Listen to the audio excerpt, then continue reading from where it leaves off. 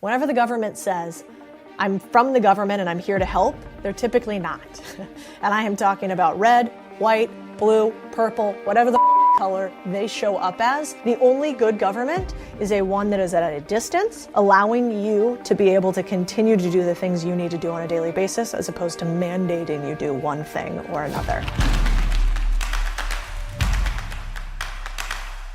Quick FYI, before we get too much into it, we've got just a few months before my first ever book is out in the world. If you want to pre-order it for yourself or anyone you love, you can do that in the link in the show notes, or you can search it online. It's called Main Street Millionaire. You'll love it. I think it'll make you a lot of money, and I hope you guys pre-order it. Hello, and welcome back to all those who put in the work. I'm Codie Sanchez, and this is the Big Deal podcast. Okay, this segment's a little bit different and interesting, I hope, for you guys. We're going to call this one something along the lines of current events. If you want to tell us what you think we should name this podcast, drop it in the links. Come up with a catchy name for us. We've got our interview podcasts, we've got our Moneymaker podcast series, and now we got this one where we talk to you about what's happening in the world. Let me preface it with this. I think we have to obsess a little bit for just a small amount of time on what's happening with the government right now around us. Let me tell you why. I used to run a business in Latin America at a company called First Trust. We grew it to over $1 billion in assets under management. We were one of the fastest growing international businesses in Latin America. And before I left that company to go start my own, I watched what happens when we let the government get in the way of business. In fact, when I was in Latin America running our business was the same time a new president came on board in a country called Argentina, and that president's name was Cristina Fernandez. Cristina Fernandez came into an Argentina that was just starting to write its way out of formerly socialist policies.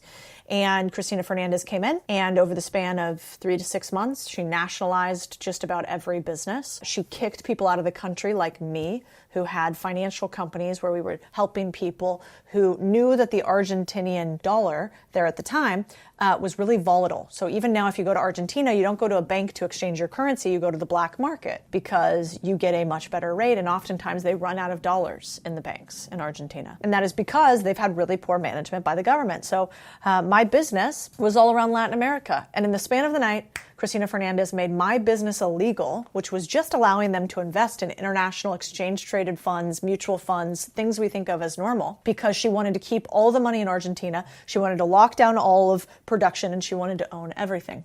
And because of that, the economy cratered overnight. And some of my friends who own businesses there had them taken away. And we had a mass exodus from Argentina, and the country has never really recovered. And I watched that. And so now when people say, Codie, stay in your lane, don't talk about the government, I don't talk about Republicans or Democrats. I think they're largely the same in many ways. I talk about the fact that we have to protect our own freedoms, and that I will do everything I humanly can to fight for each one of you to be your own sovereign and to be in charge, and to have no big brother or big government tell you what you can and can't do. You don't need it. I think that you are more competent than most people who wear a little flag lapel on their pin and try to tell you that they're here to protect you. And so today I thought we got to look at something that's a little crazy, which is what's happening with government spending. And I want to break that down, but I wanted to tell you why. Because if we let the government become what Argentina became, which is somewhere where they nationalize the economy because the government doesn't know how to build, government only knows how to protect and how to spend. They are not innovators. You guys are. And I don't want us to become a poor replica of a country that has more wealth and beauty you can imagine. Argentina's gorgeous, but sadly people in power who don't believe in the individuals. They believe in the collective. And so let's talk about what the hell's going on in the world today. We're going to do this pretty quickly. We're going to break it down, and we're going to come up with some ideas for what to do next. Okay, first, as of July 26, 2024, the U.S. federal debt has skyrocketed to $35 trillion. Almost equal to the size of the economy. Not fun. Listen, the thing is, this is not actually new news, as the U.S. has been running a deficit for a very long time, since 2001, meaning we've been spending more than we earn and borrowing to fill that gap. Things got even worse after March 2020. You guys all remember this, COVID, when central bankers started partying like they just closed an IPO and had bottle service at Tao in New York. You just picture little central bankers shaking their champagne bottles. So why should we care about this?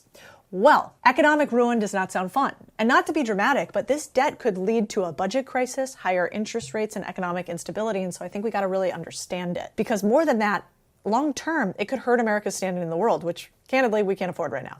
I thought I'd do an episode really clearly breaking down what is going on, why it matters, in a way that won't put you to sleep, but will make you sound smarter than either your neocon, perma-war uncle at the family gathering or your kind of commie, money is a human right cousin who's never had a real job. Cool? Okay, we're going to break it all down. And we're going to read up on what some of the brightest minds in business have to say about this. So let's steal their homework and get into it. But first, don't be greedy. Share the pod with the needy. I repost all of you who tag me in your Instagram stories sharing the pod. So make my day and your bud's bank account swell and share this episode. We see a ton of people downplaying our economic situation, and it makes me nervous. Some of the smartest minds in business are starting to sound the alarm. The contrarian view here is that we should actually be listening to these warnings. You see, our economic challenges, it doesn't mean that we're about blind optimism or doom and gloom. It's about facing hard truths, considering unconventional solutions, and being prepared. All right, so Elon Musk has been sounding the alarm about our financial situation. I know some people don't like him and think he's mean or think he's not great, and that could all be true, but he's definitely smart. And anytime somebody has a bank account bigger than I do and has built something bigger than I have, I like to at least listen to part of it. And I want to break down and see where I disagree or where I agree. But with a guy like this, it's worth seeing what his brain is thinking. So he said things like, the dollar will be worth nothing if the US doesn't do something about its national debt, like this tweet right here. And he's basically talking about the fact that this tweet talks about interest payments on US national debt will shatter 1.1 trillion this year, eating 76% of all income taxes collected. And I think whether you like the guy or not, he's pretty much a legend. And so let's quantify him before I use a few more takes from him and a few more of his research. So think about this for a second. I think that Elon Musk might be one of the best CEOs of our generation. And then you might go, oh, Cody, you're just a fangirl. You're an Elon stooge. Okay, let's qualify this in a few different ways. Do you run a business that is harder than rocket ships in space? No, you probably don't. No, I fucking don't either. Okay, well, he does that business. And not only does he do that business, get this stat, 60% of all satellites in Earth's orbit are now from Starlink. 60%. Look at this image, which basically shows of the 10,036 satellites in the Earth's orbit, Starlink has 6,800 of them. How about from this perspective? The US will launch like 159 rockets this year. SpaceX has already launched 84. Last year, he launched 96. Okay, so he's pretty good at space, one of the hardest games out there. And oh, by the way, if you fuck up, you die. That's pretty serious. But it's not even talking about what he's done in media, electric cars, batteries, and open sourcing that technology. If you think about it, a friend of mine, Balaji, has a great tweet where he talks about how hardware is one of the most difficult tech or businesses that you could run. And then you add the fact that he's going electric, space, reusable rockets, and managing 3 multi-billion-dollar companies simultaneously. I think his pain tolerance must be unrivaled. And on top of that, anyone who thinks he's bad for the economy is either lying or so dumb as to be irrelevant. I think we should pray that our best and brightest, like him, continue to exist and that our government is 1/10 as efficient using our tax dollars as he is using his shareholders' dollars. In fact, I think if you're wondering if you should date a woman and take her home to your mom, or if you should date a guy and take him home to your dad, you should ask them what they think of Elon Musk. I think it is a great litmus test of intelligence to ask somebody, do you think that Elon Musk is better for society or worse for society? If they say worse for society, cut and fucking run. And so, before we get into more, I just wanted you to know what the man's accomplished, because I think it's really easy to look at Twitter and say his memes are dumb and I don't like that he did this or that. But we've got to go one step deeper than this. So when I was looking at more data from a couple people that I respect highly, from Elon Musk, from Balaji, from another one of my good friends, Brian Westbury, who's an economist, I pulled together a bunch of information on the debt crisis overall in the US. And what I thought was fascinating is we've been running a deficit for years, obviously. And at which point, most people on the internet will go something along the lines of, this doesn't matter, we can keep printing capital, we're the tallest of all the midgets, which is a way of saying that, we're the best economy in the world still, even if all the economies aren't that great, at least we're better than theirs. But there's a couple things that are different than at any time. One is, look at rising interest costs. I mean, the government is spending more and more just to pay interest on the debt. This is becoming one of the largest expenses in the federal budget, which you can see right here looking at this slide. And then look at social programs at risk, like Social Security, Medicare. They could run out of money in the next decade, leaving millions of Americans without critical support. I think if you also want to have a litmus test of an intelligent person, the next question should be, can we continue to have social programs structured the way that we do? Or should they be need-based? Because at some point we won't be able to have an input like this for one generation to the next. In fact, Scott Galloway has an incredible TED Talk basically talking about how these programs are stealing from the youth to give to the next generation. And I think that is actually true.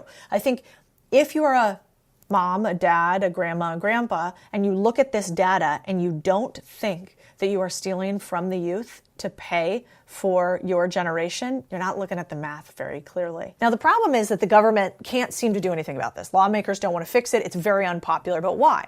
Because voters are not young people. Voters are middle-aged to older. And so it's human nature. We vote in our self-interest, and those who are older are going to continue to vote these programs on.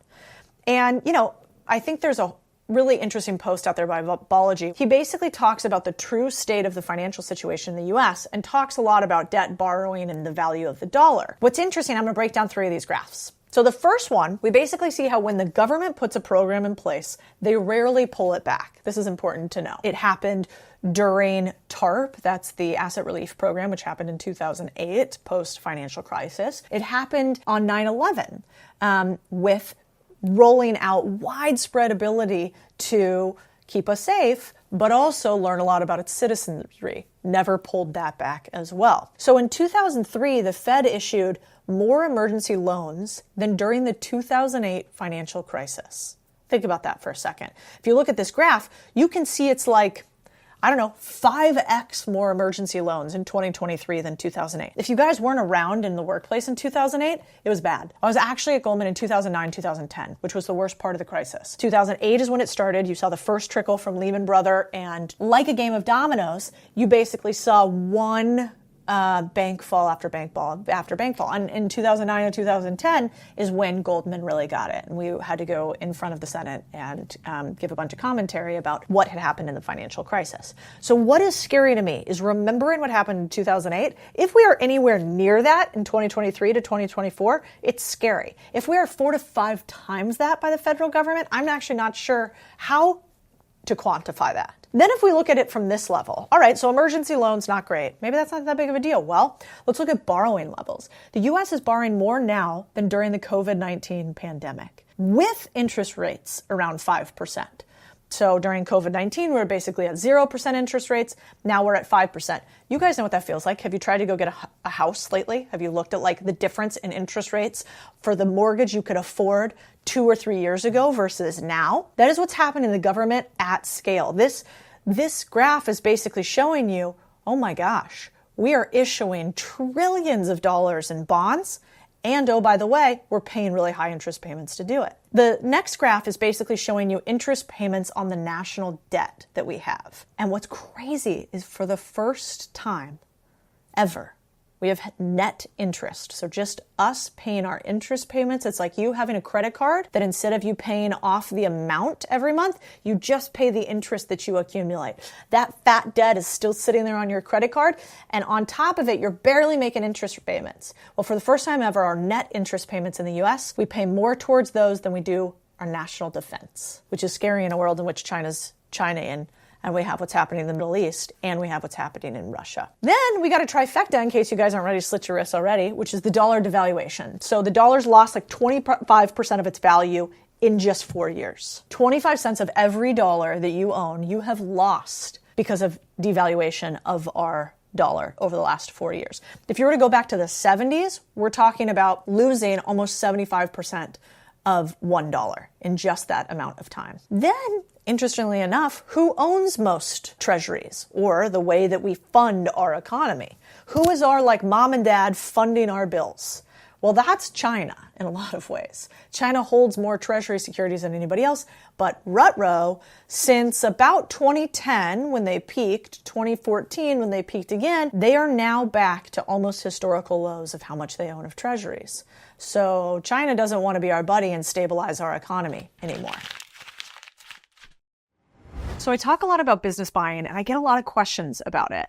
One of the most common questions is, where do you find a business to buy? The answer is sad because the worst deals are oversaturated marketplace sites, but the best deals are off-market or curated. Either way, finding a business to buy basically sucks, and I think it should suck less. So that's why we've built something for you guys, BizScout, a business buying marketplace full of only the best deals for both on and off-market. And BizScout is just built different, okay? We've got verified buyers, so the best sellers are actually interested in selling. Scout sites, aka at a glance, what's the quick analysis of this deal? Off-market data, so you can get all the info you need to direct outreach efficiently. Embedded lending, so you can get your financing for the business right where you buy it. BizScout is going to change the face of Main Street buying and selling.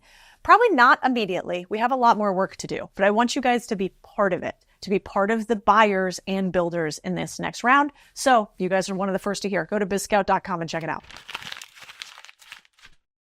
Then we've got the BRICS. I remember when these got created when I was at Goldman, which is Brazil, Russia, India, and China. It's a grouping of countries that came together to sort of combat U.S. dominance, right? They came together and said, what if we create a coalition between the four of us? Well, it turns out that many people outside of the U.S., including the BRICS nation, which are a huge block of power, are buying large amounts of gold instead of U.S. treasuries. I mean, check this out. You can basically see that during the financial crisis, we had record high levels of gold bought. More gold than I know how to quantify. We got Fort Knoxes of gold all around the globe. Well, guess what? We're just about to surpass that level of gold held in 2024. And gold holding is usually an indicator of a risk-off trade, which basically means, oh man, I'm worried about what's happening in the economy, so I'm going to pull back risk. Then we've got de-dollarization. So China has started to use its own currency for most cross-border transactions. What does that mean? Well, in the past, if you wanted to do a deal like China and India, or if you wanted to do a deal China and Latin America, China would use US dollar, Latin American countries would use US dollar, and that would be their trading currency. China's now said, nah, we're going to use our own. We're going to use yuan. And that basically means that we're seeing more deals done in Chinese currency than the US currency, at least by China.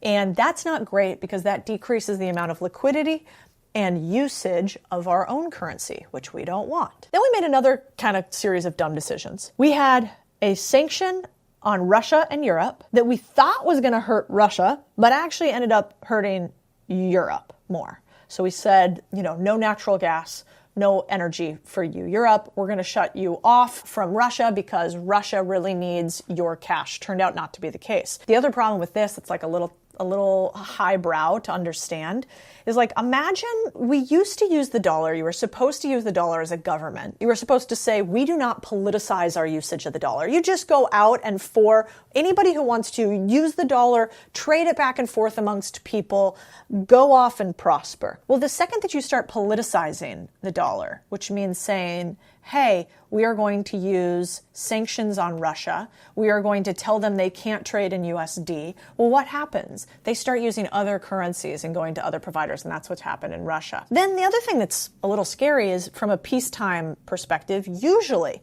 in times of peace, not times of war, debt goes down. But what has happened to us since the 1900s? Well, we have skyrocketed post-2000 to some of the highest levels of national debt we've ever had. And all of this together tells me that there is something to worry about. And we'll get into answers of what you do next, but have you ever tried to solve a problem without having proper context for a problem? Have you ever started to sit down and think, how do I fix my business? It's not working. How do I fix my relationship? It's not working. Well, if you go to fix your relationship and you're like, you know what I'm going to do? I'm going to love language the shit out of them. I'm going to buy her so many flowers and gifts and presents and outings. And you don't actually understand why your wife is upset is because she just wants quality time with you and you to listen to her more and you to be kinder to her. She doesn't want fancy things. She doesn't want flowers. If you don't understand the situation you're in, you can't actually fix it. So I think one of the most important parts of this podcast is to understand what's going on in our world around us so that we can fix it and we can prepare for it properly. So what's interesting is, according to my friend Balaji, who is the CTO of Coinbase, one of the smartest men I know, and did this famous tweet right here, I just burned 1 million to tell you that they're printing trillions. His point here was, I'm concerned about the chance of a crisis. And so Balaji thinks there's a 10% chance of a crisis happening soon, a 70% chance in the next 2 years, which is scary, because he's very smart. Now, what does that look like? If you look back at history, it took just 2 days from the collapse of SVB, you guys remember Silicon Valley Bank sort of collapsing and everybody freaking out, to then the government printing $300 billion. Within 2 weeks, $500 billion was withdrawn from local banks seeking safety. That was one bank and its ripple effect. Lockdowns due to COVID-19 were implemented just 2 months after the virus hit the US. The financial crisis was only acknowledged 2 quarters after Ben Bernanke, the chairman of the Fed at the time, mild recession, famously, mild recession prediction. And then, Balaji says, the USSR transitioned from a superpower to collapse in just 2 years. And so his point here is multi-pronged, which is we have major issues all across our economy, which means that you guys need to learn how to become asset holders more and more. We need to learn how to become asset holders, because if we add on top of this the commercial real estate crisis that I think is happening all around us, you guys have seen it. You travel around to different parts of your city here in Austin, Texas. If you were to drive any street with eyes to see, you would see vacant commercial centers. Why would that happen? Somebody owns those. Why would they just be sitting there empty? Well, they're sitting there empty because in order for them to sell it, they'd have to mark down their portfolio, which means that they'd have to say, we told you investors this was worth $100, it's actually worth $20. And because of that, they're going to have a ripple effect through their entire portfolio. It's also why they aren't leasing those things out. Then we've got pension crisis. We've got underfunded pensions to the tune of like $1.4 trillion with a T. We've got auto loans rising in their default rate, which means people not about to pay them. I think that's also at risk. We've also got record high credit card debt. So $930 billion in credit card debt in the US. This is a all-time high. And then we've got more people moving away from the dollar. So we've got some serious issues here in this country, which is why I impress upon all of us to really think about how do we get to financial freedom and protect ourselves from an environment in which we have global uncertainty that we've probably never seen before. I think maybe the only place that's worse off in some degrees is Europe, because they're literally playing a game of 1984 between the government instituting that somebody could get jailed because of what they tweet or put on Facebook is something that I never thought I'd see in my lifetime. All right, let's get into some wild and crazy stuff now that we're talking about 1984 in Europe, because why not? Crazy idea. I don't think it's awesome to have Facebook CEO Zuckerberg tell you that he was lightly coerced into censoring news during the last election cycle and also during COVID. I don't think it's awesome to have a founder of a tech company arrested in France for not sharing information on citizens. I definitely don't think it's awesome for governments like the UK and the European Union to say that they would come after even US citizens for things that they say online that they don't like. Elon Musk posted this tweet, which is sadly kind of true. It's 2030 in Europe and you're being executed for liking a meme, which increasingly feels like that could be reasonable. But what's fascinating to me is we don't seem to be very good at second and third order effects. We think that if one party tells us something we don't like, we should censor them. But we don't actually think about the opposite, which is what happens when your party or the opposite party from yours says something that you don't like. What happens when your guys go out of power and the other guys come into power? Then you just play a game of going after one another. It's why we shouldn't arrest former presidents for political reasons. It's why we should make sure everybody gets free speech, even when we don't like what they're saying. And it's why we should make sure that we push back on censorship anywhere we can. And yet, for some reason, this has become non-normalized. It's become okay for people to say that you shouldn't be allowed to talk. Stay in your lane. You're not an expert. Motherfucker, no. I'm an expert as an American in the First Amendment, which is that we have the right to free speech. And I do not think we should allow anybody to push back on that. Now, I got to read this next thing to you because let's go back to Argentina and Venezuela, where I had a business before. So if you've never been to Venezuela, you probably didn't know that if you wanted to buy a chicken, this is how much money you would need. or about 14 million bolivars, which is their version of a dollar. That would be the equivalent to $2.22 USD. 14 million bolivar to $2.22. Now, how did it happen where in Venezuela, their currency became worth so little that they make purses out of it like this on the street? Like literally you can have a purse made entirely of dollar bills. You know how that started? Price controls. 2 words that sound awesome and actually are not, which is probably why that quote is true, that the road to hell is paved with good intentions. It just sounds so good.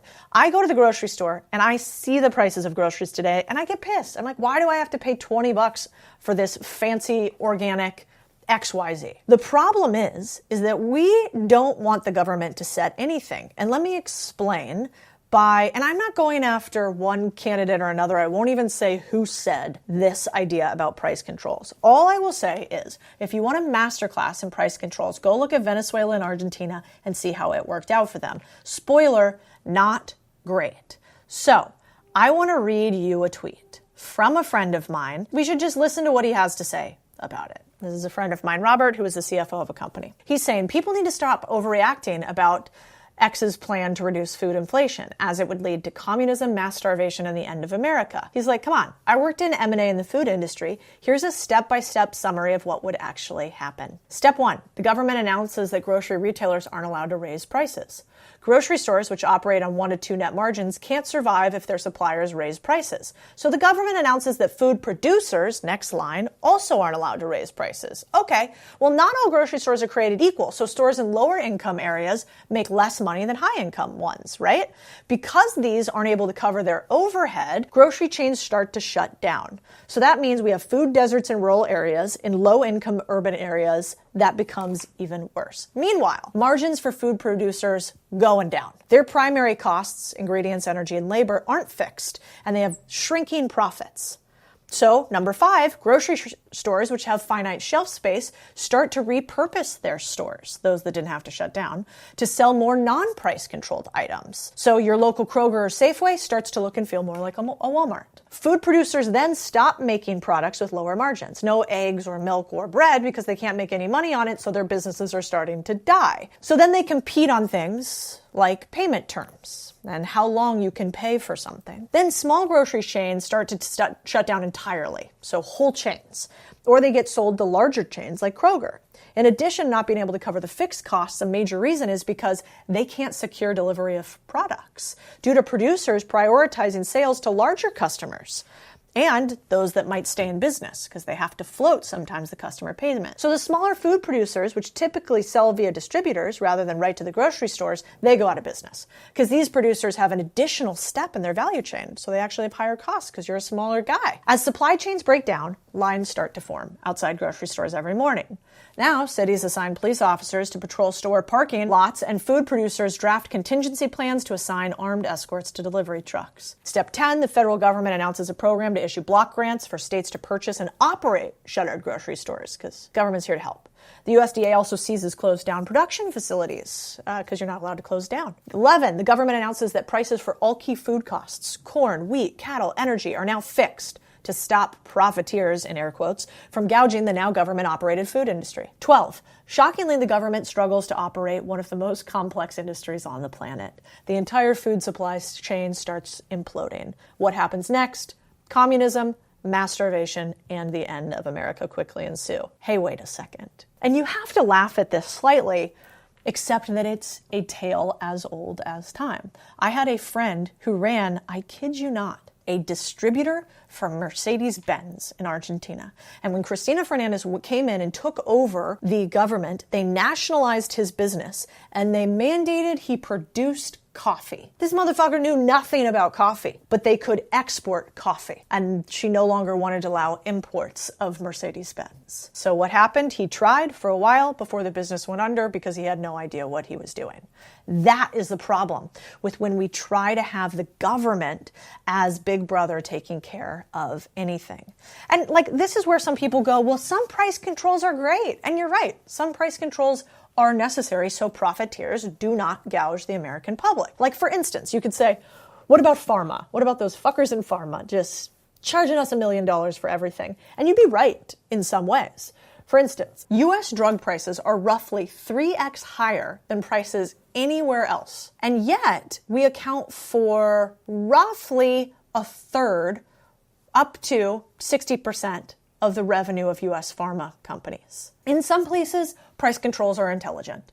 Like, for instance, we should be thoughtful about life-saving drugs and trying to make sure that we have price controls so people can have access to them and there doesn't become a massive amount of profiteering. But the problem becomes when we think that something that works on the edges works across the board. And that is the truth of what's happening right now in the US. So the truth of the matter is, we got some work to do. But I think what you need to realize listening to all of this is that your ability to earn is really focused on two things. That is your willingness to continue to do what it takes and your ability to pick the right market for you. That market increasingly is something that you have to think about when it comes to federal and regulatory oversight. Lots of people these days like to play in online businesses, for instance.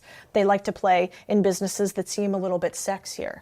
But guess what? In a market in which we're coming into a recession, in which things might get harder, you are probably going to be happier with a plumbing company that everybody needs, as opposed to a gaming company online, as opposed to starting that e-commerce store that you saw with some one-off widget that nobody really actually needs. When times get tough, there's always a way to make money, but some ways are a lot harder than others. If you guys think we should do an entire episode on what to do in order to make money and continue to persevere in a down market when we have a recession, if the market continues to get more difficult, let me know and we will do that on one of these next podcasts. But in the meantime, remember this. Whenever the government says, I'm from the government and I'm here to help, they're typically not. And I am talking about red, white, blue, purple, whatever the fuck color they show up as. The only good government is a one that is at a distance, allowing you to be able to continue to do the things you need to do on a daily basis, as opposed to mandating you do one thing or another.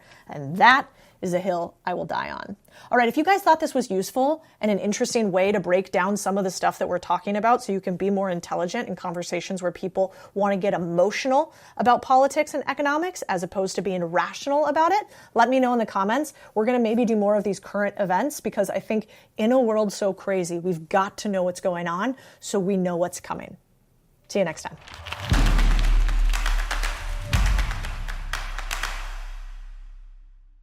If you want to be balanced, then you're going to get balanced results. That's just the truth. And I think that work-life balance is kind of a scam. That's fascinating. So what do you do? When you are obsessed, when you are all in, your brain starts to filter your reality for more opportunities to get it done. You need that in order to get what you want. Today's guest is one of the most followed neuroscientists in the entire world, Emily McDonald. She's going to help you use neuroscience to rewire your brain to win, destroy the negative loops you get stuck in, and the things that sabotage you. There's a really cool study. They would put this one group of kittens in an environment with only horizontal black and white stripes, and they put different kittens with only vertical black and white stripes. And then at the end of that, they put them into a normal environment with everyday objects. They would bump into them. They didn't perceive them the same way that a kitten that was raised to see vertical stripes did. Our brain constructs our entire experience of reality. Just like the table legs, a lot of the things that we want are actually right in front of our faces, but we can't experience them if our brain isn't wired for them. If people use AI frequently now, are we seeing anything in brain science about that having a negative effect? It trains dependence, not intelligence. A practice that I have in my life that is extremely helpful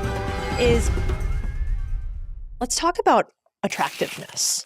You have this one video that I thought was so interesting. And it was about that actually discipline can make you more attractive, and the science has data to back that up. Mm-hmm. There are studies that straight up show that traits like self-control and reliability and the ability to follow through on your word, those are all traits that are seen as more attractive by the opposite sex.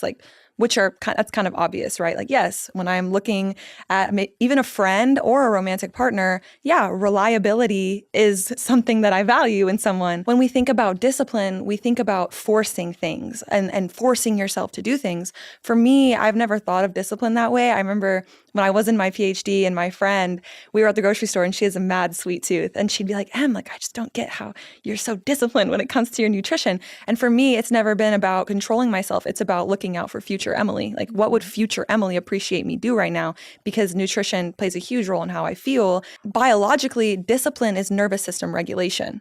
How would you feel in a room full of people that don't follow through on their word, are not trustworthy, you cannot rely on them? Your head is going to be on a swivel because you don't really feel safe in that environment. Versus if you were in a room full of people that have your back, you can trust and rely on, you're going to feel a lot more comfortable. And it's the same with your brain. If you're not following through on your own word, if you're not doing the things that you said that you were going to do, if you tell yourself you're going to wake up tomorrow morning and go to the gym and you don't do it, now your brain is on a swivel with you. It's not trusting you. And you then don't have that self-trust. People can actually feel that. Like, other people can feel the state of your nervous system.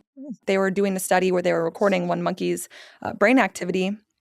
And the monkey that was actually getting recorded was looking off at his friend eating. And then they saw that this monkey's brain activity looked like he was eating, even though he wasn't. And it was because he was watching his friend eat. And even like synchronized swimming or dancing, things like that, or like mob mentality, our brainwaves tend to sync up with the people, with anyone we're in communication with. So even us right now, our brainwaves are syncing up. And if we were best friends, they would be syncing up even more. And that's why when you're with your best friend, you feel like you can finish each other's sentences because your brains are actually syncing up with each other. And then there is chemo signals, which are kind of chemical signals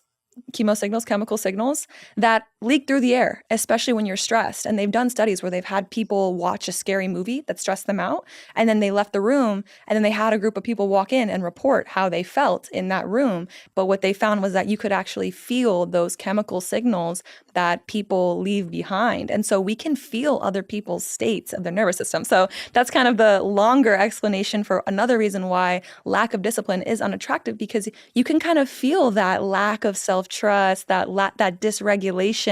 They don't feel like that. And it's the opposite is also true. You can feel when someone's very confident and very certain in themselves, and you walk in and you just know you can trust them. You can feel that too. And so that is why lack of discipline is unattractive.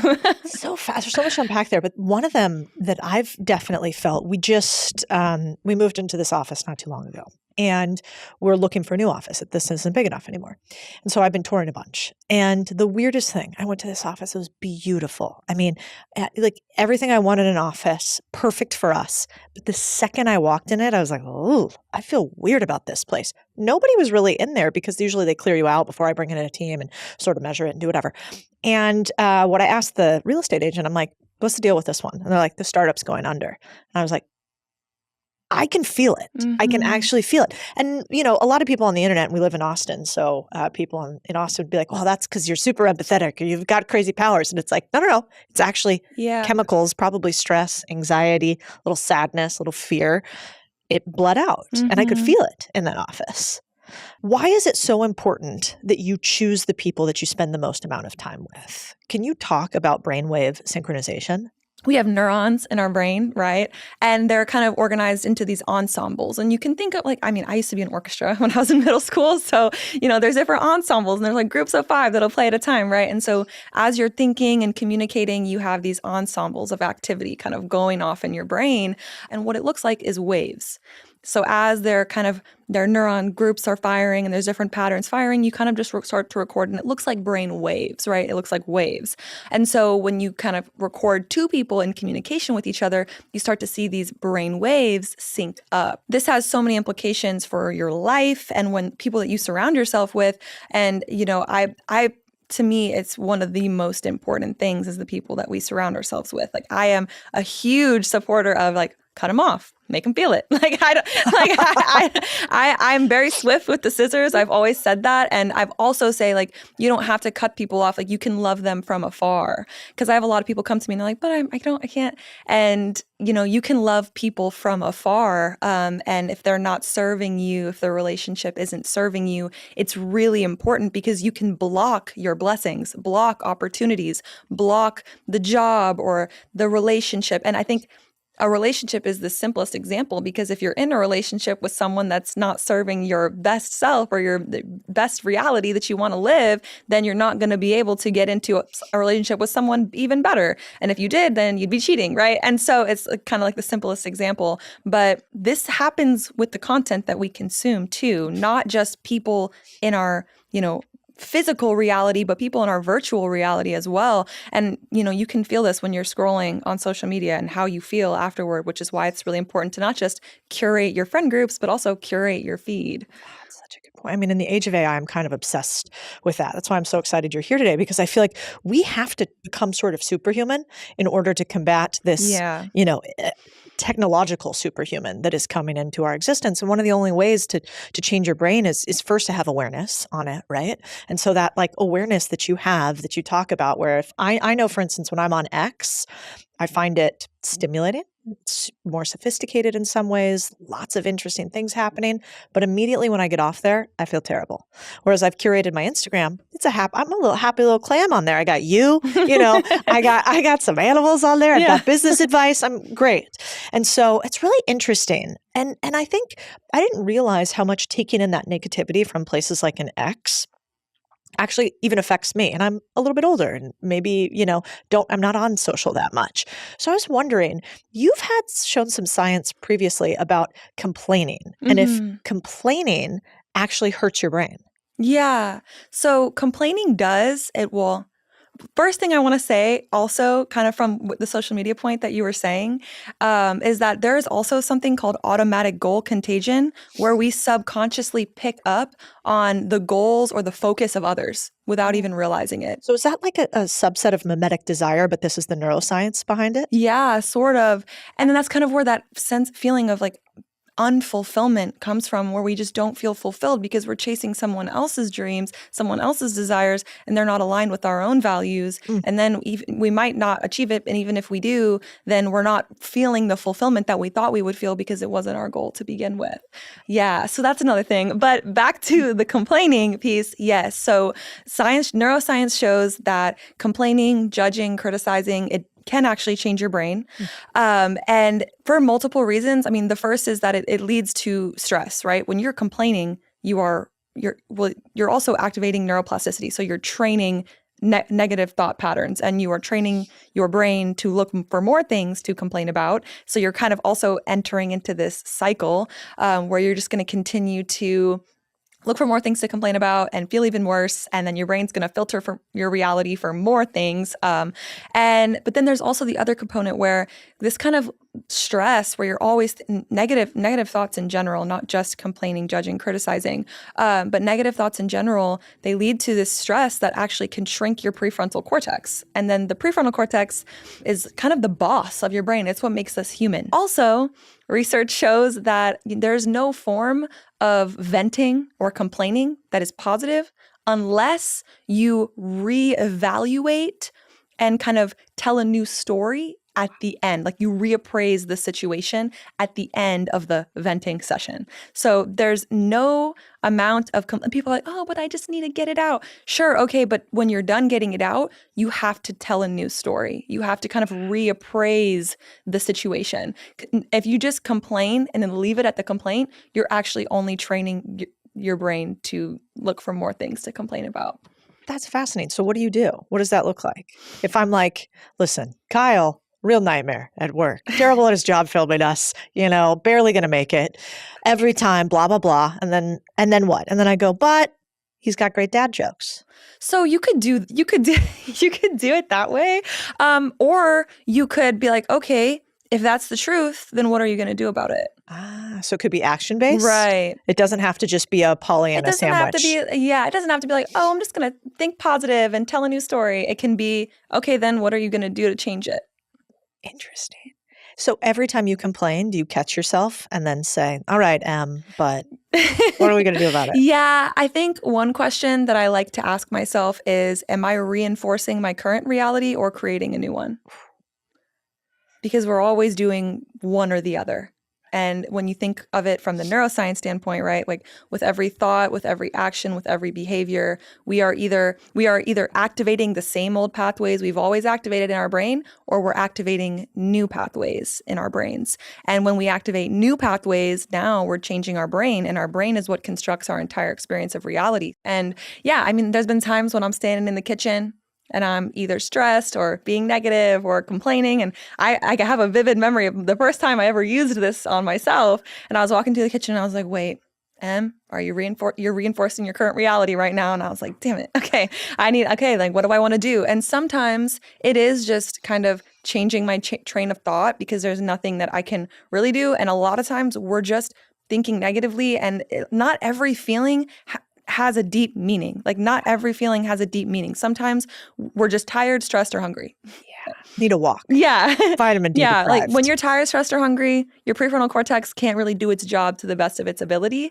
And so I think a lot of times too, because I think people are like, oh, like, are you emotional bypassing, or are you just ignoring your feelings? But I think it's important to recognize. And like a few weeks ago, I was in my car and I caught myself like kind of thinking about something. I forget what it was. I was kind of getting annoyed with someone. And then I was like, I'm hungry. Like, I was like, you're just in a bad mood right now. Like, everything's fine. You just need to eat something. You're in a bad mood. I'm like, oh yeah, I'm in a bad mood. And just identifying it, actually labeling it, activates the prefrontal cortex. And then you bring your logical brain back online and you're like, okay, yeah.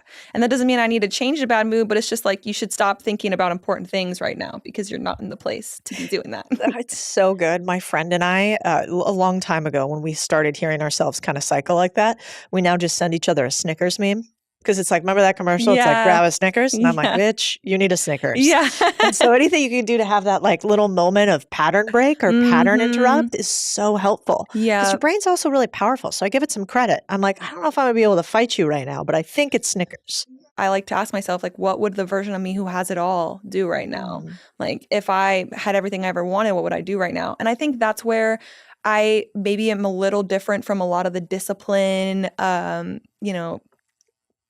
information out there, because there's a lot of like, forget your feelings, just stick to the plan and all of that. And there are times when, yeah, you should just stick to the plan. But I think that's where asking yourself, what would the best version of me do right now? Or what would future me appreciate? Because sometimes it is just being like, all right, you're being a wimp, you're being too soft, like, get up and get it done.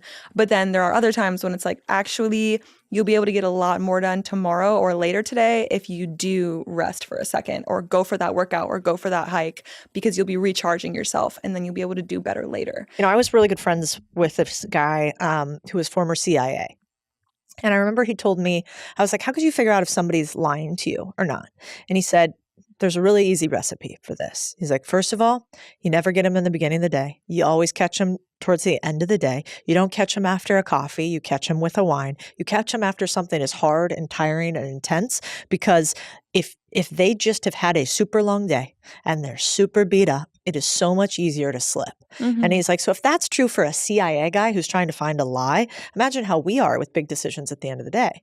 And so I think you're right. I think a lot of, especially for women, I think a lot of this stuff, and I do it too. I'm like, shut up, keep going. I mean, and look, being self-critical is, in my opinion, is not a bad thing at all. And I remember, in the past, I've been on the phone with my manager and I'm like, this, that. And he's like, the greatest performer, like the greatest, like achievers, the highest achievers, like most successful people, like they are the most critical of themselves. And he's like, that's just what they are. I'm like, yeah.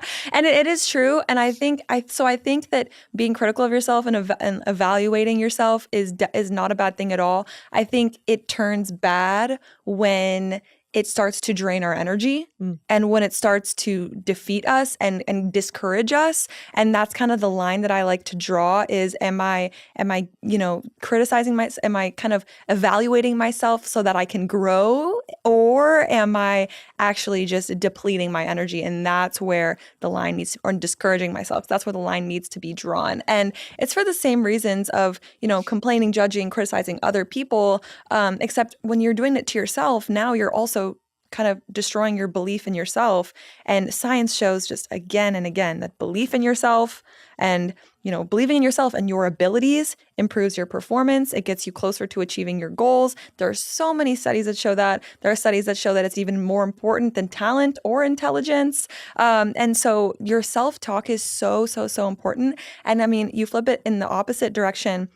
it's also a performance enhancer. Like something that I've done kind of subconsciously, not even thinking about the neuroscience of it, is, ever since even when I was in grad school in my PhD, I'd be, grinding all day long at the desk, just working. And the only time I would let myself get up is either to refill my water or go to the bathroom. And so I was very motivated to drink a lot of water. And every time I would get up to go to the bathroom or to get water, I would be like, you're doing such a great job, Em. Like, I'm so proud of you. Like, you got this. Like, you're killing it. And that boosts dopamine. And that also is a little bit of that positive reinforcement, right? Like if you're trying to train your dog to sit, you're not going to be it's not going to learn to sit or want to learn to sit if you're just yelling at him the whole time.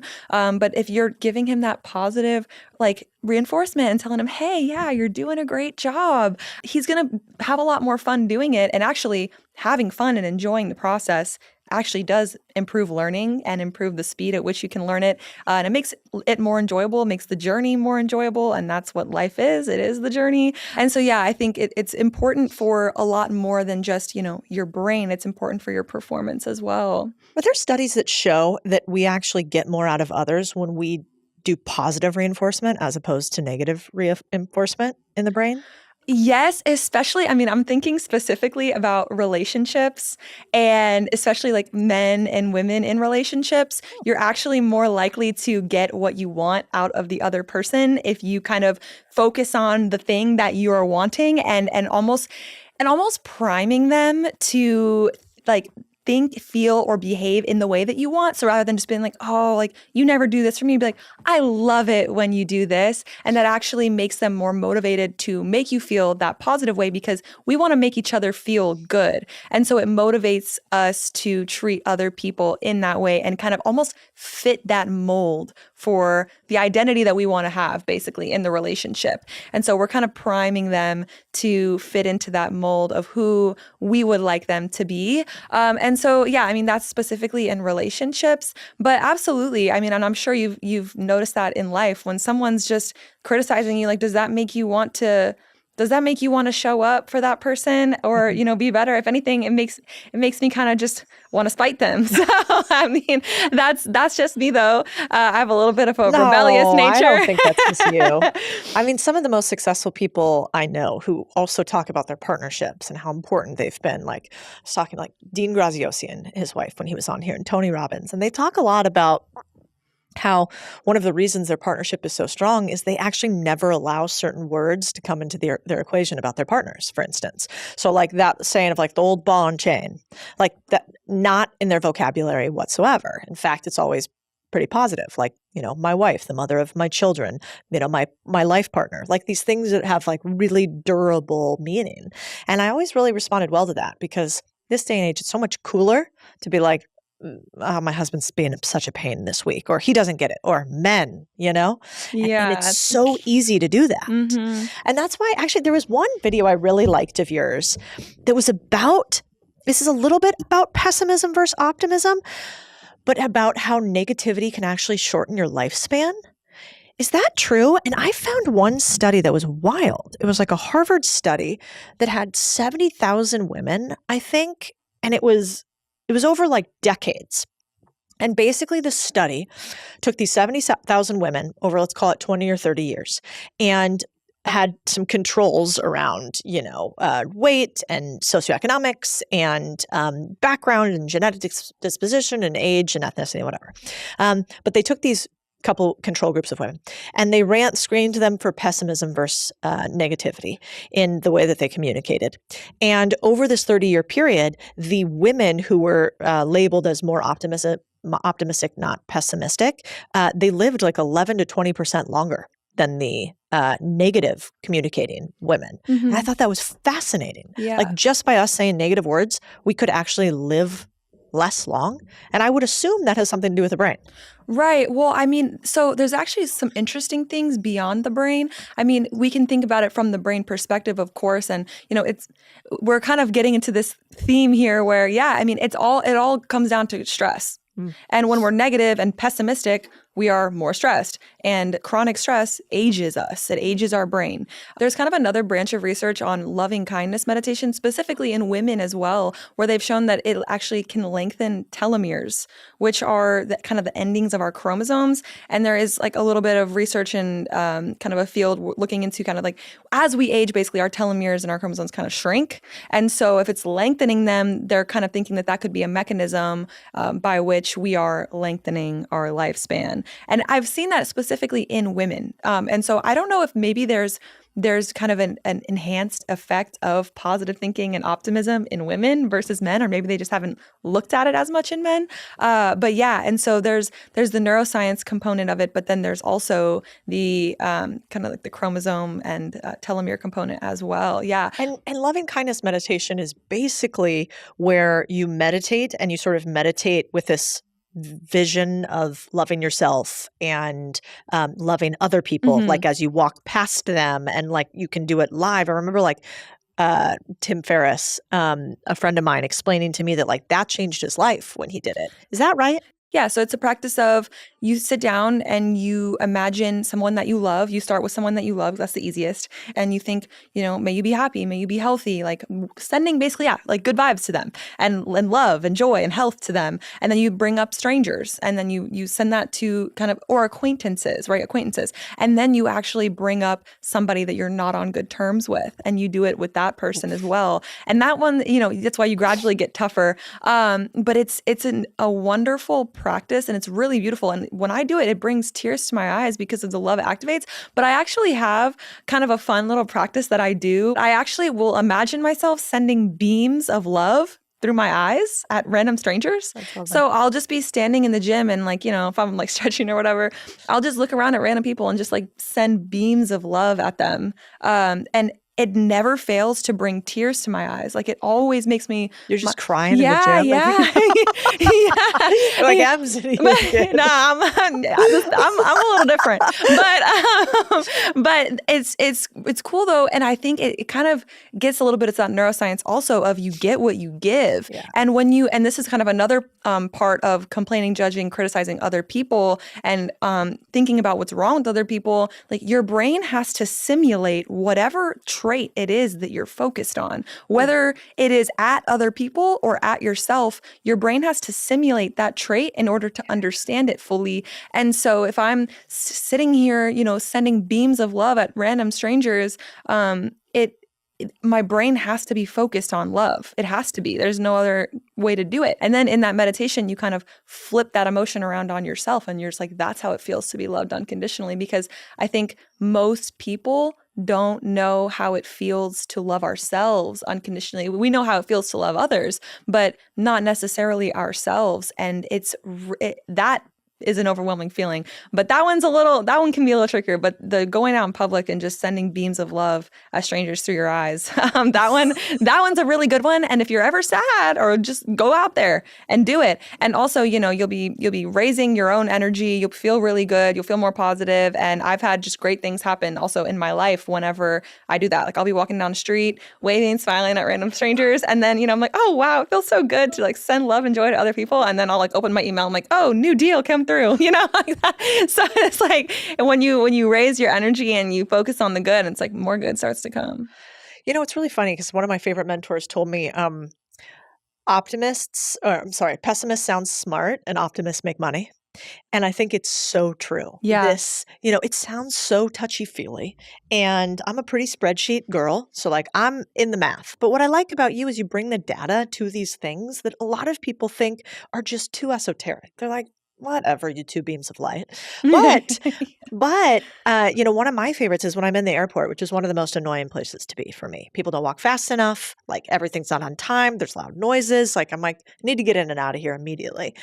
And so it annoys me. But one of my little plays, like if you're ever somewhere where you're really annoyed and stressed, I just picture one thing on every person that's walking past. And I'm like, that is so cool. Like your earrings. I'm like, whoa, look how cool those are. I wonder if they hurt. They're really beautiful, and every single human. And so it's actually really crazy. I haven't yet found one human that I'm like, the whole package, there's nothing good there. And so my husband and I will be at the airport and he'll be like, I am so annoyed. And I'll be like, I noticed she has an incredible purple hair splash, and it's like, she's like, what is wrong with you? So I love that. Now, one other thing that I think maybe comes back to this is that we actually get to craft our reality according to neuroscience. And so you were explaining this to me pre-podcast, and I was like, this is fascinating because you actually did all of this in a lab. And I had no idea what a vision lab was, or I certainly have felt before, like probably, if you're listening, you felt this like, no, I saw this and you saw that. And why are you gaslighting me? And this is my real reality. But there's actual neuroscience maybe that says that we don't live in the same realities. Can you talk about that? Yes. So there's clear science that shows that no two people see color the exact same way. That we know. And I can get into that in a second. But kind of zooming out, and in color, I love the example of color because it just really showcases, how literal this is, that our brain is what constructs our entire experience of reality. Our brain constructs our entire experience of reality. And actually, there's a really cool study that really shows this, and it's a kitten study. It was a long time ago, like 1970s, late 1970s, or maybe 1970 actually. But two scientists, they ran this study where they had these newborn kittens and they raised them in complete darkness, except for 2 hours a day. They would put this one group of kittens in an environment with only horizontal black and white stripes, and they put different kittens in an environment with only vertical black and white stripes. And maybe a couple hours a day they would do that until their visual systems completely developed. And then at the end of that, when they were developed, they put them into a normal environment with everyday objects like tables and chairs. And what they found was that the kittens that were raised only ever seeing these horizontal stripes, they did not respond normally to table legs. Like they didn't react to them normally. They would bump into them. Like they didn't perceive them the same way that a kitten that was raised to see vertical stripes did. And it's because their visual systems developed differently, right? Their brains were programmed differently according to the environment that they grew up in. And so now they're grown up and they're thrown into the real world, and they're not able to perceive anything outside of what they saw as they grew up. And I remember when I learned that, I was like, whoa, like if these kittens can only see their reality based on what they saw as they grew up, like what am I missing? Because I grew up, thinking like hearing money doesn't grow on trees and, all like the lack limitation, like pessimistic and all that. And so I was just like, what am I missing because of the way that my brain is programmed? And I've come to find that, just like the table legs, a lot of the things that we want are actually right in front of our faces, but we can't experience them if our brain isn't wired for them. And I like using the example of color as well, just because it shows like so clearly that like reality is a construct. Like color actually, and the reason why no two people see color the same way is because color doesn't actually even exist as a physical property of the world.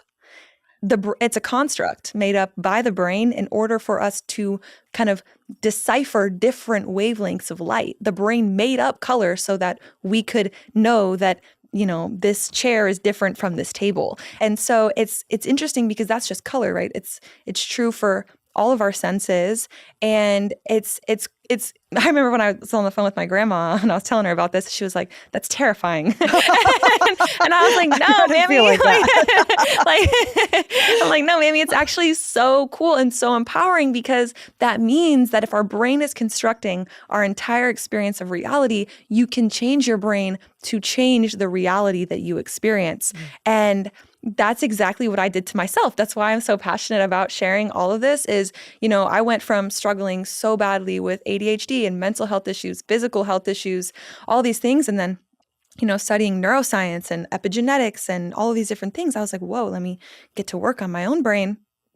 And I remember when I first started doing work on my money mindset specifically and just seeing the changes in my own kind of like finances pretty quickly when I had kind of started to get rid of all of my lack mindset and my limiting beliefs around it and all the kind of conditioning, right? The stripes that I saw growing up and become aware of like, where am I being the kitten in my own life based on the way I grew up, that's when you can start to really change. And I think it's especially important to look into that because, I mean, I've been diving into this I haven't even made content about this kind of yet, but identity-based motivation theory. And our brain actually only allows us to dream up and imagine things that are congruent with our current identity. And so we tell people, dream big, be delusional. But if their identity does not align with that, their brains won't even allow them to come up with a big goal or dream. And that's sort of where I was too. I was like, I didn't even know what I wanted to do with my life or what my purpose was or any of that. And then when I started to do the work on my self-concept and all of that, that's when all of a sudden I had all these big dreams. And my first big dream was going to get my PhD in neuroscience. And I fully I wanted to cure drug addiction and win a Nobel Prize for that. Like that's what I was studying in the PhD. And so I think working on sort of where like your brain first really is that first step, because that's when you start to unlock all of the possibilities. It's fascinating. There's this thing in business that we call the wallet trap. But basically, if you were to put a couple hundred marketers, there's a great study. If you were to put a couple hundred marketers in a room, and again, you had a couple control groups, but you were to ask them how much, I don't know, this iPad was worth, but they didn't know what the cost of the iPad was. They had no market knowledge. And they would say, okay, how much is this worth? Well, marketers who are supposed to be the best at pricing in the world, like they're pricing experts. They're like, I know how to market. So if I set the right price, more people will buy it. The best people in the world, basically what they do every time you give them an option to price things is they price it slightly below what their wallet is capable of buying at that moment. So they basically assume that most people are just slightly less rich than them. And that's how they price on average. So like 70% of people would just price this according to right below what they could buy, right? And then they basically did some of your work, which is worked on sort of, historical bias and their limiting beliefs around money. And then they were able to predict the price of things at a 50% better increase after doing it. And so we find that most owners have what we call poor owner mindset, which I don't love the words because it's kind of got a negative connotation, but they price things below what they would pay for them. They don't price them based on outcome. They price them based on wallet. And that's really dangerous in business. That's why probably most businesses die, because they don't have enough margin to play with. And so I think what you're talking about is really, really important. And maybe this comes into some of the work and videos that you've talked about according to like reticular activating system, and how we prime our brain basically to determine things. You want to talk about what is reticular activating system? Why does it matter in your brain? And how might you be priming your things, good, bad, or otherwise? Yeah. Priming your brain, to me, that's one of the easiest ways to start practicing your powers. And when I tell people, oh, you have superpowers and you've never witnessed that in your own life, I think priming your brain and using your reticular activating system to your advantage is one of the easiest and first ways to do it. And in Mindcraft, in my business, we have people like, I'll just say like, choose a random object. And after listening to this episode, if you're out there listening, like literally choose just a random object, anything. Like people choose feathers, they choose shapes. Someone chose a purple unicorn, and then that day they found a hat full of purple unicorns. So it can be anything. But when you do that, right, you're priming your brain. And your reticular activating system is a system in your brain that sits deep in the brainstem. And it actually just sort of acts as a filter. So we have around 11 million bits of information per second that arrive to our brain. And only about 50 bits per second actually come through to our conscious awareness. So that's 10.99999 million bits of information are being filtered out per second by the brain. And the reticular activating system is kind of one of the key players in that. And so basically what you do is priming your brain there's many ways to do it. I was just reading a study about how they actually had people, they asked people to write about a time where they felt very powerful. And then they had another group write about a time where they felt powerless. And then they had them go and do an interview to get a job. And these people that were interviewing them had no idea that even of the conditions of the study about power, powerless, any of that. And they ranked the people that did the the kind of where they wrote about a time they felt powerful, those people performed far better than the people who wrote about a time where they felt powerless. And because you can speculate that these people, their brains were primed for power. And their brains were primed for, oh, I'm great, I'm powerful. And they went into that interview feeling great and powerful. And so they performed in a great and powerful way. And so this will affect your performance, your behavior, but also like we were just talking about how your brain constructs your entire experience of reality. And the visual system is so cool. I think that that's one of the coolest sensory systems we have. I might be biased, but we don't see the world with our eyes. We see the world with our brains. Our brains are what construct that image, right? And color is one example, but even people with let's say like body dysmorphia, they've actually found that there's differences in activation in different areas that are responsible for putting together the image that we see. So their brains are actually putting together a different image of themselves. So you tell them, oh, it's all in your head. But it's not. Their brain is actually constructing a different image of themselves. And that's why I remember I told this to my friend, like when I first went to my PhD too. And I was like, I told her, I was like, you're never going to love your body until you love your body, because your brain is what constructs the image of you. And you can get all the surgeries and the fitness and the diets and the nutrition. But if you don't love yourself, you're never going to like the image that you see in the mirror. And that's because the image you see in the mirror is not an objective image. It's the image that your brain puts together. And the point of me sharing this is because when you prime your brain, you change the way that your reticular activating system filters that information arriving, right? Over 99% of the information bits per second are being filtered out. And when you prime your brain for like that in that study, power, now your brain is going to be filtering everything that comes through for power. And it's like, oh, I look in the mirror and I'm seeing myself as more powerful. You will literally see yourself differently in the mirror. You will feel differently. And even like if your interviewer, like you talking to me, all of a sudden now I'm going to be like, she thinks I'm more powerful, and I'm going to be hearing you differently. And so you start to experience reality differently, the way that you feel, the way that you behave, the way that other people are coming across to you. And then that changes your entire experience. But then it also changes what you see. And I think I was talking to my brother about this yesterday, but it's like, there's like this red car kind of example where if you're walking down the street, and I ask you, how many red cars did you see in the past 5 minutes? You would not be able to tell me, probably. Definitely not. You would not be able no to tell, chance. because you're in your head and you're thinking about something else. But if I told you, okay, now walk down the street and tell me how many red cars you see, you'd be able to tell me exactly how many red cars you see, because your brain was filtering your reality for them. And so that's kind of the power of priming. You prime your brain, and now you're going to notice those things in your reality. So good. So let's play this out. Let's say you're listening right now and you don't love your body. I've been there. I'm getting older. I noticed that today. I went to the gym.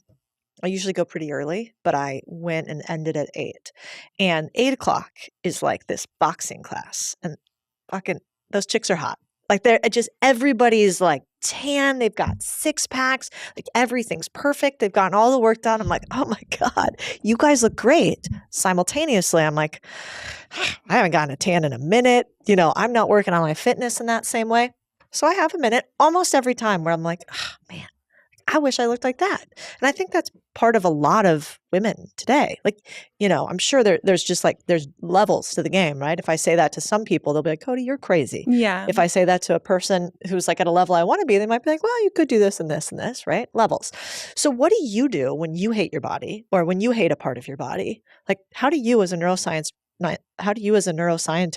reprogram that? I love this question, because someone in my group actually just came to me with this. And he was like, should I start going to the gym with a giant sweatshirt on? And when I look in the mirror, I'm like imagining it changing.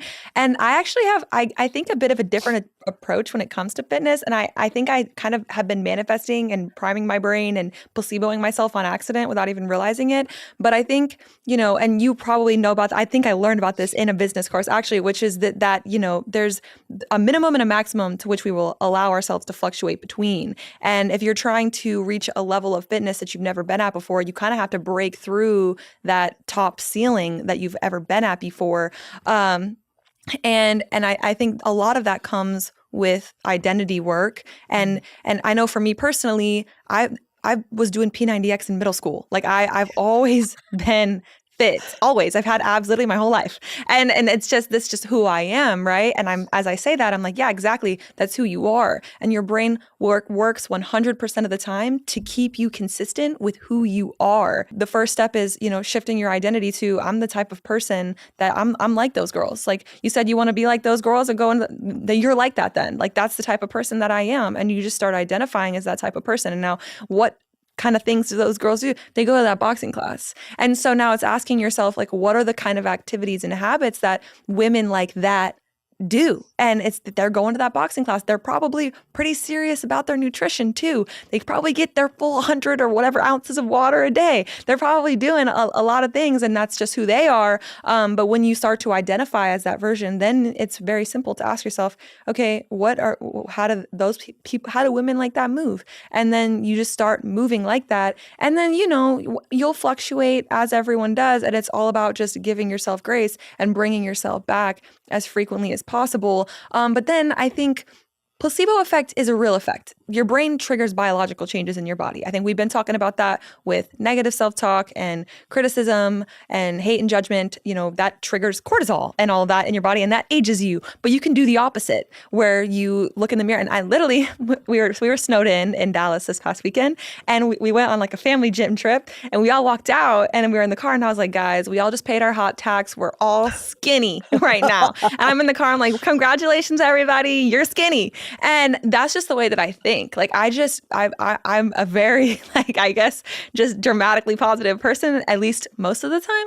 And I think, something that I don't realize until, now that my brain's filtering reality for kind of those examples, like, yeah, what was I doing? I was priming everyone's brains and almost placeboing all of us to be like, yeah. And they've done studies on that where they've told women like, hey, your job of cleaning this hotel is actually a workout. It actually is a workout. And they told other women, they didn't tell other women anything. And the women that were told, hey, your job is a workout, they burned more calories. Like they actually burned more calories because their brains were primed and they believed it. And who knows, they might have been cleaning with a little extra, they might have been, flexing their core when they were doing it. We don't know that. But the point is that when you start to like have that mindset as you move, right, your brain is going to be filtering everything that you're doing. And another thing that I like to do is like, even when I'm eating, like something I've always done on Thanksgiving is I will hit glutes the day before or the day of Thanksgiving. And I'm like, every single calorie I eat is going straight to my glutes.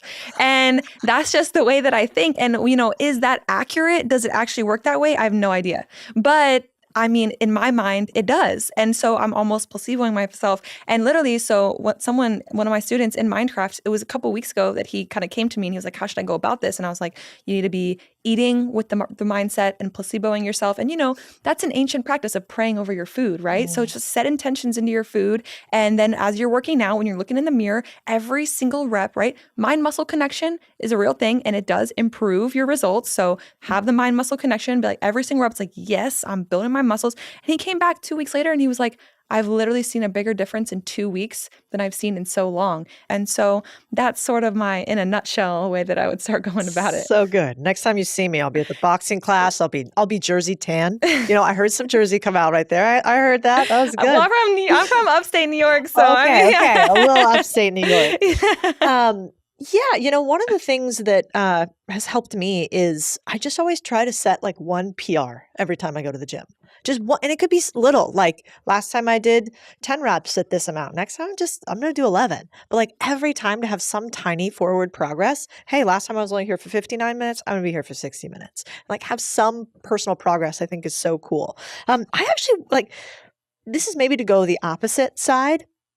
We're giving ourselves some love. We're being positive towards ourselves. But I think there's also data that you found to show being obsessed and actually a bit delusional helps you be more successful. Is that true? And what does the science tell us about that? Yeah, absolutely. So neuroscience shows that, being extreme and going all in, like that like you need that in order to get what you want. You really do. And when you think about it from just beginning from the perspective of, we were just talking about the reticular activating system, your brain filters your reality according to what you're focused on, right? And we're just talking about priming. And so, and I love to use the example of, back in the day when I first started creating content, I was posting an affirmation picture every single day. I would post a picture of nature. It was a nature photo that I would take, and then a little affirmation on there on my story every single day. And everywhere I went, I would be like, oh, that would be a good affirmation background. And my brain was literally filtering my reality for opportunities to take a picture for the affirmation tomorrow. And when you are obsessed, when you are all in, when you're doing something every single day, your brain starts to filter your reality for more opportunities to get it done. And so that's kind of the first example, right? And then of course there's the neuroplasticity kind of component to this as well, right? And if you want to live the life that you want to live, if you want to change your reality, you have to change your brain first. Like, I hope that's very obvious through this episode, is like, your reality and your experience of it depends on the way that your brain is wired. And so if you want to change your reality, you need to rewire your brain.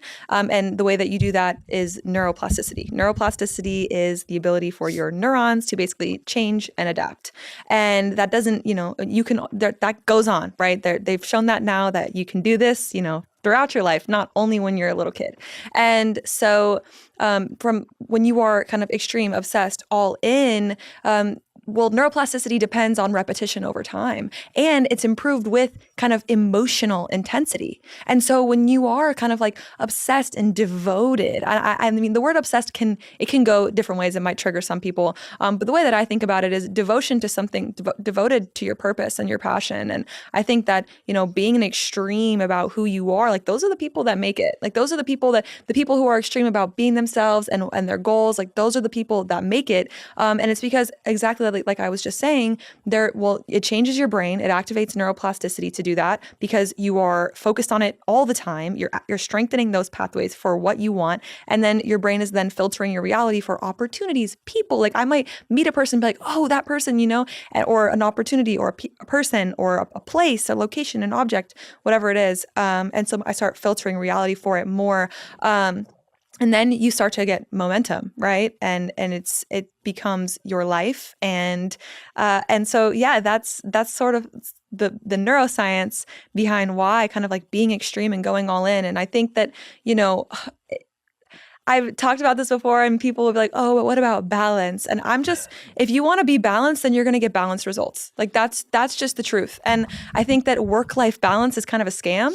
I think the balance actually happens between the waves of life. And, I would not be sitting here where I am today if I wasn't, when I was in my PhD, I was getting up at 6 a.m. I was working out, or even earlier, and I was working out, and then I was going to the research lab, doing research in the lab. And then I would go to my own courses, and then I would go TA undergraduate courses. Then I'd get home, do my homework, then grade undergrads exams, and then read research papers for my research. And then I would create content on the side because I was living like Hannah Montana at the time.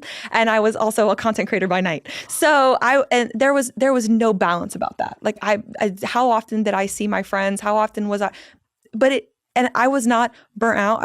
That was one of the happiest times of my life. Like, I was so happy. And it was because all of that was fueled by purpose. And so I think, and then, I graduated, and I moved to Florida to the beach, and I had a little bit of that, like, okay, let's enjoy what got me here for a second. And then, I'm like, all right, now I'm good. Let's get after it again and get to the next level. And so we're going to have periods of growth and output, and then we'll have periods of input. But I think that if you're trying to balance everything all at once, then you're not going to be able to give your 100% to anything.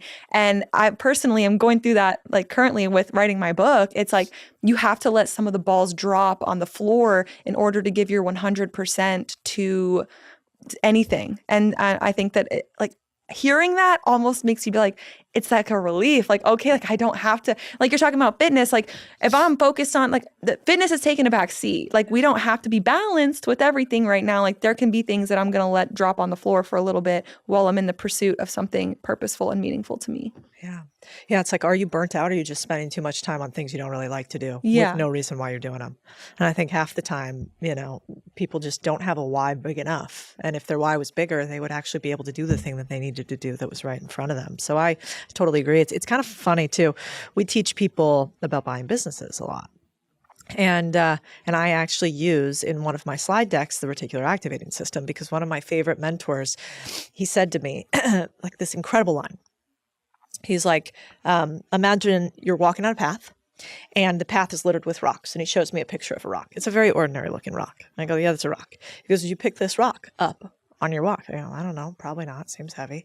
And he goes, well, if you were to crack this rock open, there's all these indicators on this rock that inside of this rock is a diamond. And so when they crack it open, they show that there's a diamond in the rock. And he goes, the problem with you is your opportunity will always be limited by your ability to recognize it. And so if you can't recognize opportunity around you, you'll never even realize it was there. And that's what it's like when you're looking for a deal. If you're trying to find a business, if you're trying to buy something, it isn't going to like come up and slam you in the face and you don't even know what it looks like yet. So how can you find it when you don't know what it looks like? I think a lot of reticular activating system that's interesting is life, the things in life that are going to make you successful. They're not a Toyota red car, which we already know what it looks like. You have to have the reps to realize what is activating and then go after it. Yep. Just like the first time you saw a lion in the savannah, you really maybe didn't have the word for a lion. You had to kind of explain this thing's going to murder you.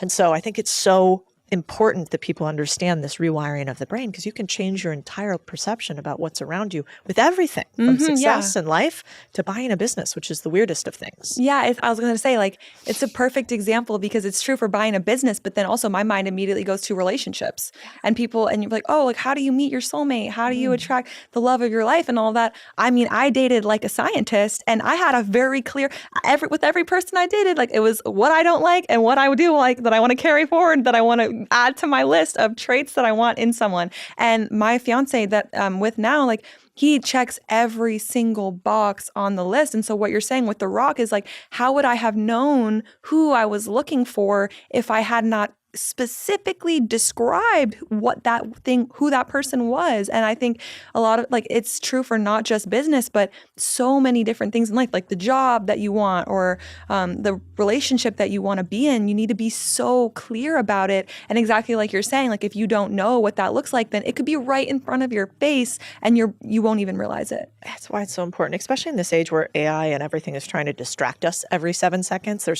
We're in a distraction machine nonstop, basically. And so if you can't take your brain back from this reality around us, I think you're going to be in a world of hurt. So I think it's so important, the work that you're doing. I know a lot of people are like, oh, she's a beautiful girl on the internet talking about mindset. It's like, no, it's way deeper than that. Like, if we can get people to actually take control of their brain and recognize it, then we can take our power back from a series of machines that are incredibly adept at stealing it from us. So I'm glad you're doing the things that you're doing. And I wanted to hit on like 2 other really specific things, which is, in this world with all this information, you're a scientist. You just said you date like a scientist, but there are so many studies. There's like a study for every side of everything. Yeah. Are there tricks that you use to try to determine, like, this is real information, this is fake information, this is a good study, this is a bad study? I will say, when I was in my PhD, we had a whole class where it was literally just different person would present a different study every single week, and we would just tear it apart. So every study has flaws. And I've been the person doing them. So, and I know personally that they're done by humans, and humans are by definition imperfect. And so every study is going to have its flaws, which I think is why it's important. I think even more important than looking at one study versus another is looking at many over the same topic. And so for me, when I am wanting to dive into, a topic, I read many studies and many articles, and if possible, a meta-analysis, which is sort of like a summarization of a ton of different studies.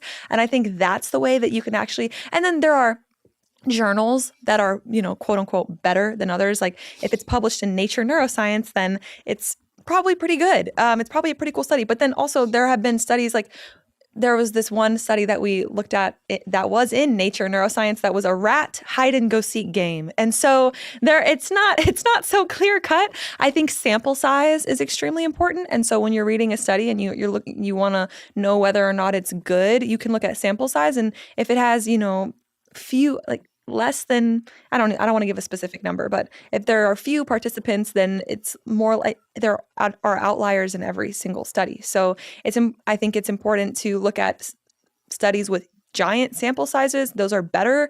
And if there's if it's a small sample size, then I think it's also just important to be aware of that. Like, it doesn't mean that, oh, this study's wrong. Like, there's this one study that I really like, and it's a very small sample size, but also, I recognize that it's on the frequency 528 hertz, which is a solfeggio frequency. And in the spiritual kind of side of things, it's correlate, like we think of the heart chakra, and like in the spiritual world, that's what that is. And so, of course, there's not going to be a ton of studies on that, but there is a very small study that shows that actually it can have the ability to reduce cortisol and relieve anxiety and stress. And I've actually found in people that I work with that it's extremely effective with people. And so I think that it's important to recognize also that, like I said, there are outliers in every single study. And I like that you bring up AI. And I think in this age, it's not just about AI, it's just about information in general and being tuned into your own intuition and knowing that, okay, there might be a meta-analysis and 1 billion studies showing this one thing,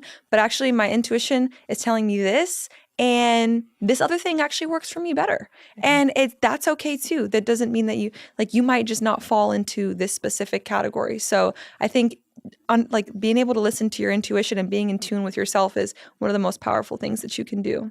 Yeah, I like it. And checking your facts too. Yeah. I think I saw a video the other day. I don't know if you saw it. It was kind of like an old Eastern European, maybe Japanese looking monk. And he had this study that he was talking about how when a woman in feng shui philosophy, if a woman is laying often, in her house out of laziness. I know exactly what you're talking about. and sleeping too much and lazing about, that actually, according to feng shui, this is good. She is bringing like calm and peace to her household and blah, blah, blah, blah, whole study. I watch it and I'm like, this can't be true. And then I see how many, it's like 3 million views, 300,000 shares. And I look at the comments and everybody's like, oh, exactly. I knew it. So it's a lot of confirmation bias. Yeah. And lo and behold, one, the study's not true. I look it up online. Of course, there's no such thing as like feng shui lays about strategy. And then 2, it's AI. It's not even a real human. Oh, wow. It's actually created, it's just like some AI-derived monk who now has 2 million followers online. I've seen those videos. I know exactly what you're talking about. Well, and I've seen them rip yours off. So I've even seen ones where there's like, and I've obviously seen it with me too, but like I've seen, they'll take something that you say, twist the word slightly, recreate it, but it looks just like a woman. There's just something tiny bit off where I can kind of tell it's AI. But increasingly that idea of intuition and then double checking is so important, because holy hell, they're going to be able to just, take information from everywhere and really make us question things, which is why I think it's important, like, that you've trained. You have a background in this. I don't think that's the only way we should judge people, but man, we got to have some sort of color. Yeah. And I think that's where in my content, especially, I love a good study here and there to describe something that I'm talking about. But a lot of my content, I would say most of it is really more on the scientific principles and foundations of the way that the brain works. Like, I'm not over here like, oh, this study. I do have some content like that when I'm finding out something cool, but I really like to talk more about, like, for example, the default mode network and, kind of what we know about the way that it works, and then extrapolate that to something that we go through in life. And I'm like, this is what, neuroscience explains about the brain, and then this is how we can use it, rather than just being like, oh, this study shows this, so this is the way that it is. Yeah, it's smart. Let's end on 2 things.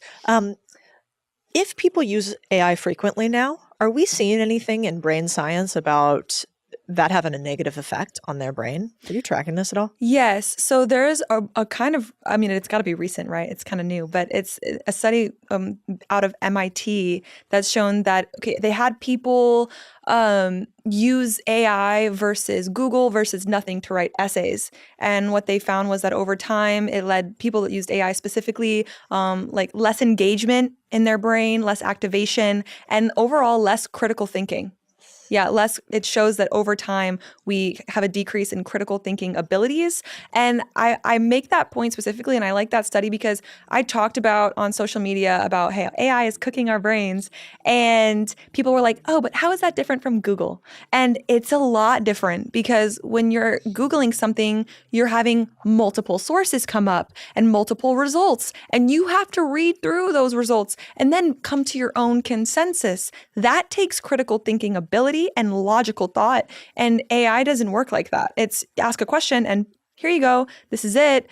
Even if you ask it for multiple things, multiple kind of sources, it's still summarizing these multiple sources. It's doing all of the critical thinking for you and taking any of that out of the equation. And I think, beyond that, one step further, kind of tying in the intuition point of it as well. And this is from my own experience. Most of my content is from my own experience. And then I'm like, I wonder how this is affecting my brain. I remember I was sitting and I was actually trying to make content and I was like, why am I blanking? And I had realized that, a practice that I have in my life that is extremely helpful.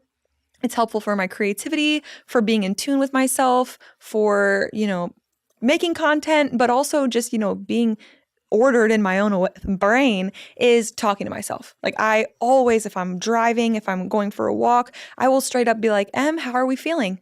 And I'll be like, oh, that's how I feel right now. And I'm like, okay, like, where are you on your way to? I will literally talk to myself like I am talking to my best friend and be like, oh, I'm feeling a little anxious right now, a little overwhelmed. Oh, why are you feeling that way? And literally have a conversation with myself. What I stopped doing that kind of when AI and ChatGPT came out, because there's this external brain that I can go and have a conversation with. And so it doesn't have to be by myself. And at first that was great. But what I started to realize was over time, that takes you out of connection with yourself and your own intuition. And it trains dependence, not intelligence.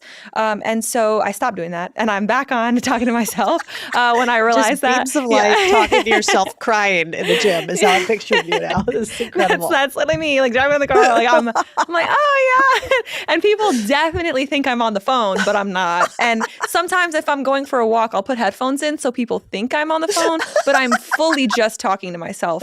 And it's so powerful, and it's great. And I come to the most amazing realizations and so resolutions to things and just thinking about just so many different things about life doing this. And I'll have the most incredible realizations. And I remember, I tell my fiance, I'm like, oh, like I had a realization. He's like, oh, what a surprise. Cause I have, at least before AI, I would have one at least once a day that was life-changing. Like literally life-changing, shifting the way that I think. And then after that, so I don't do it anymore. I actually talk to myself. And then if I want to, I'll kind of do a voice memo recording of that whole session talking to myself. And you can just copy the transcripts, put in a ChatGPT, and then just have it bullet point everything out. Cause I still do like to have it visually, but because I like to analyze myself like that. But yeah, I think outside of sort of, reducing our ability to critically think, it trains dependence on something outside of ourselves. And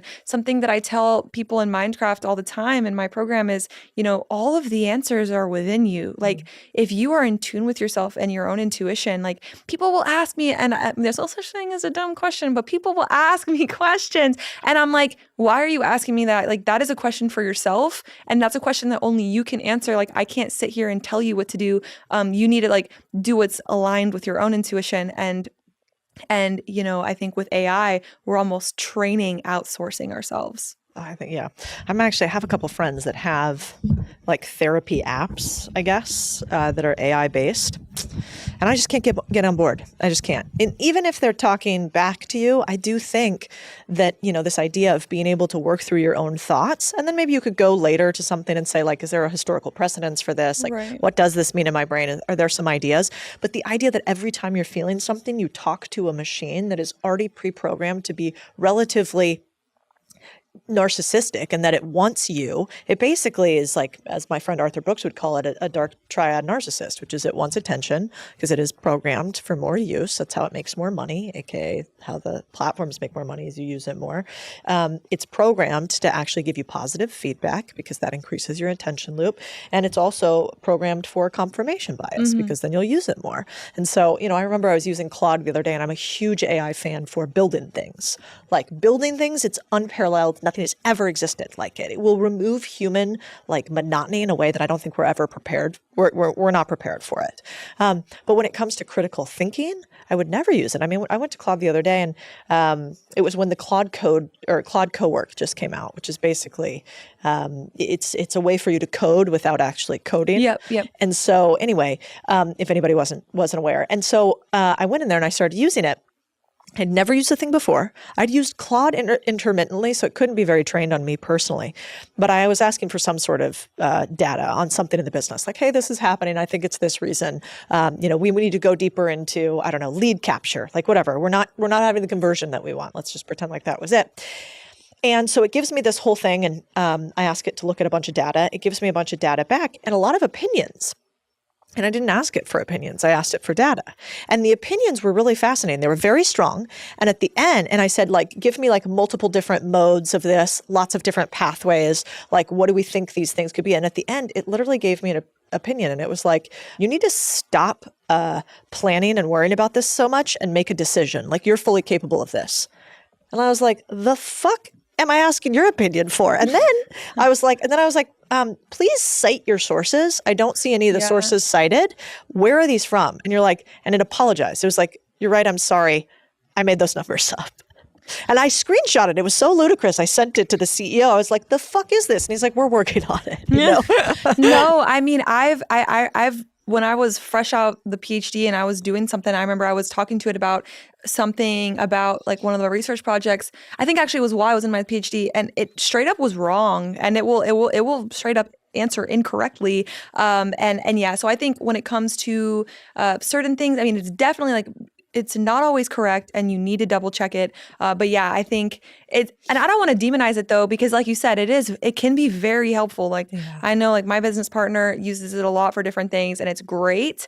And it's even been great for me, and it's helpful. It's helpful for even like organization and things like that. And like you said, like monotony and just different like admin tasks, it's very helpful. But when it comes to, doing the things that humans do best, which is also like being creative and thinking critically, it's really important. And I think also we're moving into this new age where imperfection, and I think one of the greatest things that AI is actually teaching us is the beauty in imperfection. Like, I think, when we hear a video or a script that's written by AI, we don't feel as connected. It feels a little disconnected. It doesn't feel, and it's almost showing us that imperfection. And we've always heard, there's like imperfection is beautiful and all that. And we've heard that. But I think AI is actually showing us that there actually is so much beauty in imperfection. Yeah. Well, okay, here's what I want to close out on. This is selfishly for me, but it's been so fun watching your content journey. And I was curious, you're at like basically 2 million followers now on Instagram. You've been doing this for 2 years, right? Like 2.5. 2.5. Amazing. And you're growing like crazy. You have incredible engagement. You take complex topics really simply. And I was wondering, how much of your content do you use like neuroscience and how we think about things into even the way that you communicate? Not at all. Really? Not at all, surprisingly. And I have people that have asked me like, oh, is there a reason that you move this way? And I'm like, no, I am, like I said throughout this episode, like I was diagnosed with ADHD in high school. And so the way that I share content is very much how I would want to hear it.